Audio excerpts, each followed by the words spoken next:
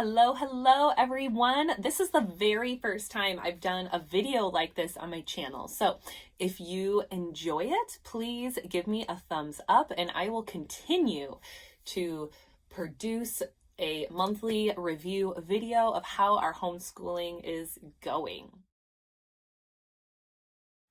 So January has been a really unconventional and just a whirlwind of a month for my family.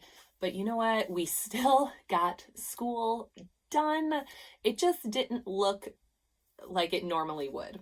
So if you haven't watched my Grand Canyon video, please do. It was a ton of fun to make, and we ended up going to the Grand Canyon and traveling down in the South for 3 weeks in January. We left on New Year's Eve and we didn't get home until the 19th of January.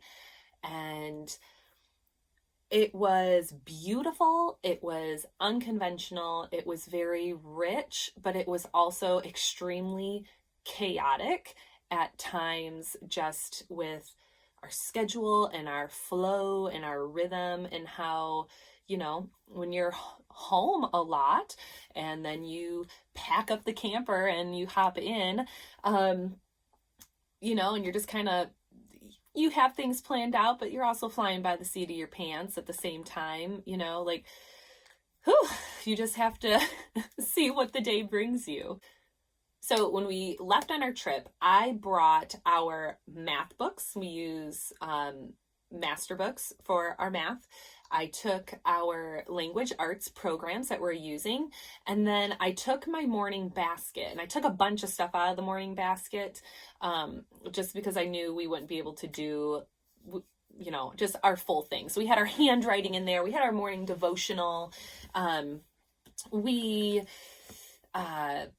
had a read aloud in there. Of course, we had all our markers and pencils and all those kind of things. So as much as I could, we definitely tried to get our morning time in. And the kids were pretty open to that. When you're out traveling, they're like, no, Mom, don't want to do school, But I was like, we are going to have some downtime. We have to, get something done. So, I would say averagely, we did formal lessons. We got a math lesson done. We got a language arts lesson done. And we did our morning time, I would say once every, once every 4 days on average. Everyone got their school done, because the trip was the primary teacher of this of the trip. That's what the trip was for. It was not only for our own family enjoyment and bonding, but the going to the Grand Canyon and learning all about it. And that was the school, that was the educator, that was the purpose. So my kids have definitely fallen out of our daily rhythm of how we do our morning time, and the time, there's usually a general time when everyone's ready to do morning times about 8 o'clock in the morning or so. And my kids have definitely fallen out of the rhythm between Christmas and, of course, doing all this traveling. We've just fallen out of the rhythm of doing our daily morning time, and also just the very few formal studies that we do. I only teach math and language arts formally with a curriculum, and everything else is interest led with my kids. So they're just, they are fighting with me with trying to, I don't want to do math, I don't want to do language arts. I'm like, okay guys, we have to start getting back into this rhythm. I require very little of you. It takes 10 minutes for math, 10 minutes for language arts. I don't think that's a big deal. So I am just working on getting the ship righted and just back in the flow. We're going to get there, but a lot of the traveling has definitely caused quite a bit of havoc on our daily rhythm. And during January and a part of December too, I definitely upped a lot of our audiobooks. We consume a lot of our read alouds via audio. I don't particularly enjoy reading aloud, like long novels.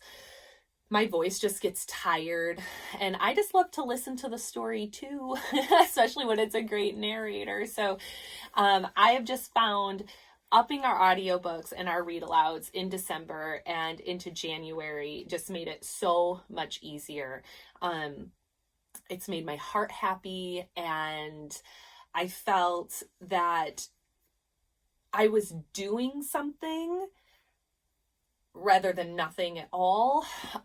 So I do want to share with you guys, I have had this huge tug on my heart lately to like move my family into a more unschooling approach.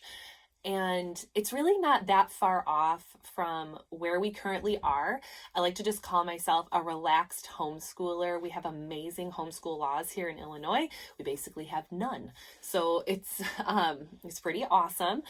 I don't feel that, my kids have to hit certain benchmarks at certain times. We don't have to test and things like that. And I've been reading so many books and listening to a ton of podcasts over the last several months that has just drawn my heart to be more unschooling. So self-directed learning, interest-led learning, whatever you want to call it. And I see the desire more in my children. So I am, but I'm not like a box checker. Reading, writing, and math, right? The 3 R's, reading, writing, and arithmetic are important to me. And I love that I follow a curriculum for those 3 things. And then we just kind of do what we want to do from that point. And I'm definitely not going to stray from a math curriculum. Definitely not going to stray from doing some type of language arts curriculum. Definitely.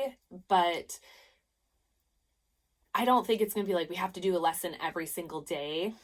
I don't know. It just feels so right in this season of life to just let the kids kind of do what they want but guide them at the same time. Like it isn't just a free for all, over here. My mom got me, or not me, even though I'm the one reading them most, got my oldest daughter some subscriptions to some magazines. I bought the Tuttle Twins magazines. I have the Tuttle Twins books, and we're slowly working our way through those periodically. But what I love about these magazines is that, like for Tuttle Twins, it's talking about entrepreneurship and all sorts of really cool ideas. And then I don't know if you've ever heard of Everbright. I have never heard of Everbright. But you know what? I was really, really impressed with these little magazines. So this is the January one. And it talks all about, in here, like has crafts that the kids can do. There's, this one's all about hobbies and finding hobbies that really interest you. And a little bit of history in there, hobbies everywhere, what the founding fathers' hobbies were.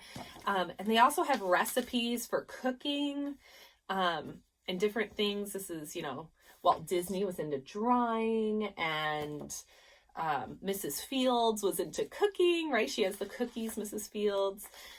So it's like a mix of crafting,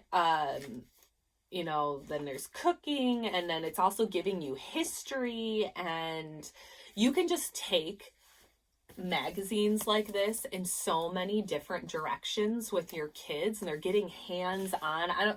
I struggle with hands-on, right? And I want to be that mom that wants their kids to do crafts and experiments, because I did crafts and experiments. I had a mom like that. Why am I not like that with my own kids? I have no idea.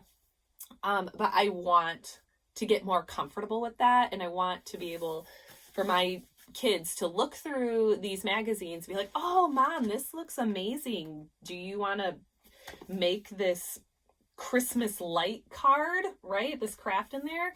Yeah, I want to do that with you. And I want them to experience all these things. So needless to say, I just really feel a tug in my heart to kind of morph the way we homeschool into more of an unschooling